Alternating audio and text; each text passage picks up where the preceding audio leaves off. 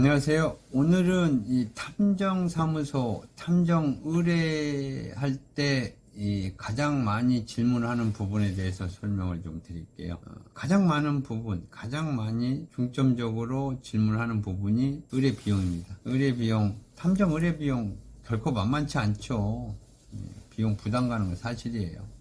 사실이지만 내가 꼭 이 업무를 해야겠다, 내가 꼭 이걸 해야겠다는 생각을 하신다면 비용 부분에 대한 건 제일 마지막에 질문하는 게 좋아요. 우선적으로 생각할 거는 내가 이 탐정한테 의뢰를 해서 내가 얻고자 하는 결과물을 정확히 해줄 수 있는지 없는지를 상담을 하는 게 좋아요. 어떻게 해야 해서 어떤 결과물을 나한테 줄 것인지 그걸 판단하는 상담을 하시라는 거예요.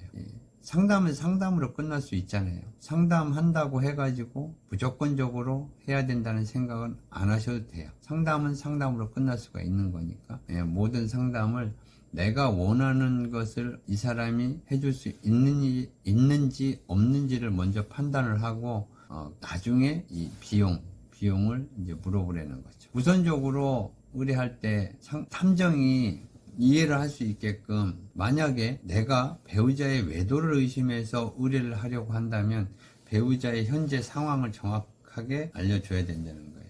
배우자가 직업이 어떻다, 자영업자다, 프리랜서다, 영업사원이다 이런 걸 정확히 설명해 주시고 주로 이동할 때는 동선이 어느 동선으로 이동을 하고 이동할 땐 버스나 지하철, 택시를 이용한다 아니면 자가용, 자차를 이용한다, 회사차를 이용한다, 셔틀버스로 이동을 한다.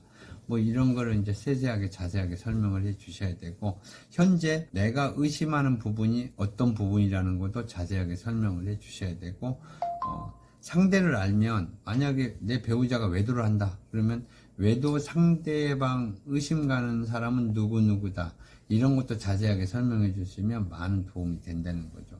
물론 내 가정사를 전혀 모르는 사람하고 상담을 하면서 다 털어놓기는 힘들죠. 하지만 어느 정도까지는 좀 다 얘기를 해 주셔야 맥을 짚을 수가 있는 거 아니에요. 탐정이 이건 난이도가 좀 높다, 난이도가 좀 낮네, 이건 좀 요 정도 금액이면 되겠다, 이런 감이 올 거 아니에요. 그래서 비용도 산정이 되는 거고요. 그런데 진짜 중요한 건 한쪽에 이런 것까진 차마 말을 못 하겠네, 그리고 그냥 마음 한구석에 딱 숨겨놓게 되면, 그걸 말을 안 하게 되면 일은 어긋나게 돼 있어요. 100% 잘못되게 돼 있다고요. 웬만하면 모든 걸 다 얘기를 해주시면 탐정이 정확한 이제 팩트에 의해서 맥을 짚어서 업무 처리를 효과적으로 완벽하게 할 수 있다는 거죠. 비용적인 부분을 먼저 생각하면 일 처리는 더디고 비용 대비 큰 효과를 볼 수가 없어져요. 그러니까 비용은 차치하고 좀 나중에 천천히 생각하고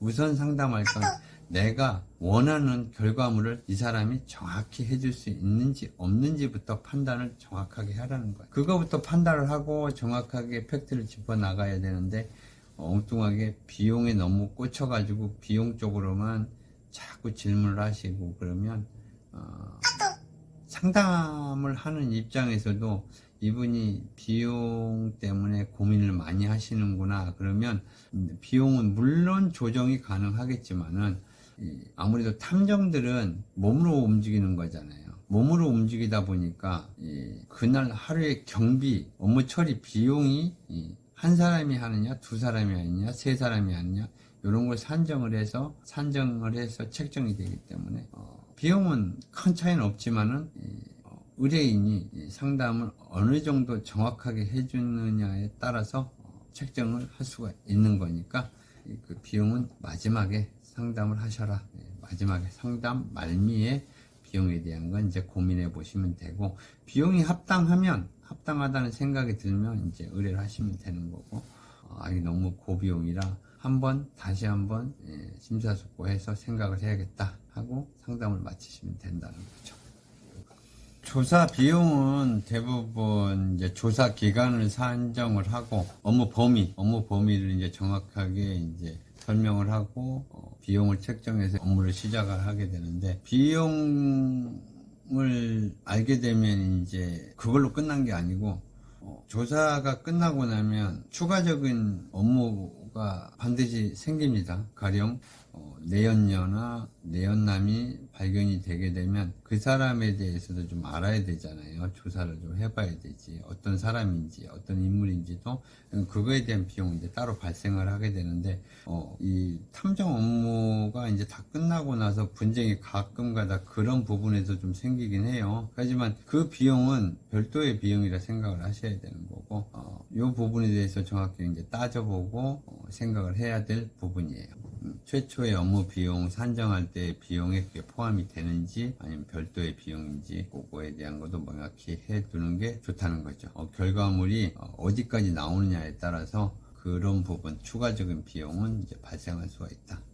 그런데 처음부터 비용을 너무 따지고 이렇게 시작을 하실 것 같으면 좀 일은 힘들어져요. 그건 사실이에요.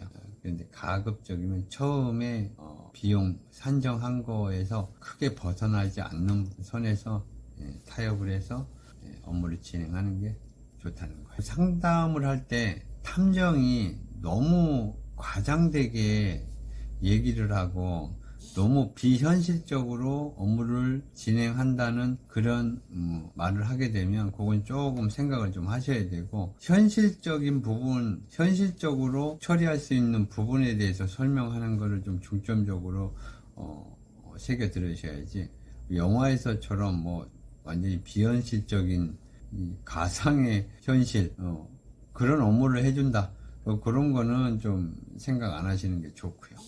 탐정들이 가끔 상담을 하다 보면 업무를 무조건 받기 위해서, 일을 받으려고, 이 사람한테 내가 일을 받기 위해서 좀 이제 과장되게 설명을 하고, 이 불안감을 조성하고, 그냥 무분별하게 무조건 뭐든지 다 해준다, 이렇게 설명하는 사람도 있어요. 그런 것도 잘 판단해가지고, 좋은 탐정을 선별하는 게 좋다는 거예요.